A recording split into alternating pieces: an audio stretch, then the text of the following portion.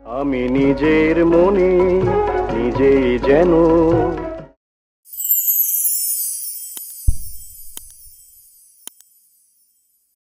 ঢাকাই চলচ্চিত্রের এক চিরসবুজ কিংবদন্তি নায়ক রাজ আব্দুল রাজ্জাক। এসে খেলে জীবনটা যদি চলে যায়। তিনি শুধুমাত্র অভিনয় শিল্পী নন, ছিলেন বাঙালির আবেগ, ভালোবাসা ও গৌরবের প্রতীক। তার জীবন এক রঙিন ক্যানভাস, যেখানে মিশে আছে সাফল্যের উজ্জ্বল রং, সংগ্রামের গভীর ছায়া এবং এক নায়কোচিত অভিযাত্রার গল্প। ১৯৪২ সালের ২৩ জানুয়ারি কলকাতার টালিগঞ্জে জন্মগ্রহণ করেন তিনি। ১৯৬৪ সালে সাম্প্রদায়িক দাঙ্গার কবল থেকে বাঁচতে পরিবার নিয়ে বাংলাদেশে চলে আসেন তিনি। রাজ্জাক প্রথমে চলচ্চিত্রকার আব্দুল জব্বার খানের সহকারী পরিচালক হিসেবে কাজ শুরু করেন। নায়ক হিসেবে তার চলচ্চিত্রে অভিষেক হয় জহির রায়হান পরিচালিত বেহুলা সিনেমায়। আর সেই মুহূর্ত থেকেই শুরু হলো তার এক অপ্রতিরোধ্য যাত্রা। ৩ শতাধিক চলচ্চিত্রে অভিনয় করেছেন তিনি। প্রতিটি চলচ্চিত্র যেন এক একটি মাইল ফলক।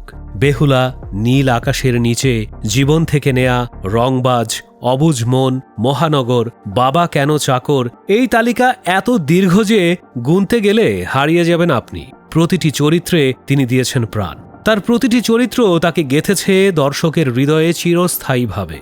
শুধুমাত্র এপার বাংলা নয়, ওপার বাংলাতেও তার অভিনয়ের আলোটা ছড়িয়ে পড়েছিল।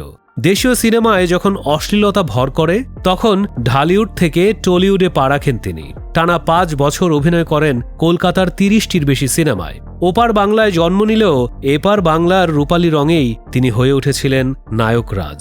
তার সাফল্যের বুকুটে যুক্ত হয়েছে অসংখ্য পুরস্কার, ৭ বার জাতীয় চলচ্চিত্র পুরস্কার, রাষ্ট্রীয় সর্বোচ্চ বেসামরিক সম্মাননা স্বাধীনতা পদক, এমন অসংখ্য পদকে তিনি ভূষিত হয়েছেন।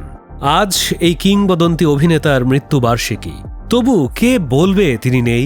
তার শারীরিক উপস্থিতি হয়তো ম্লান, কিন্তু তিনি আছেন তার কাজের মধ্যে, আমাদের স্মৃতির পর্দায়।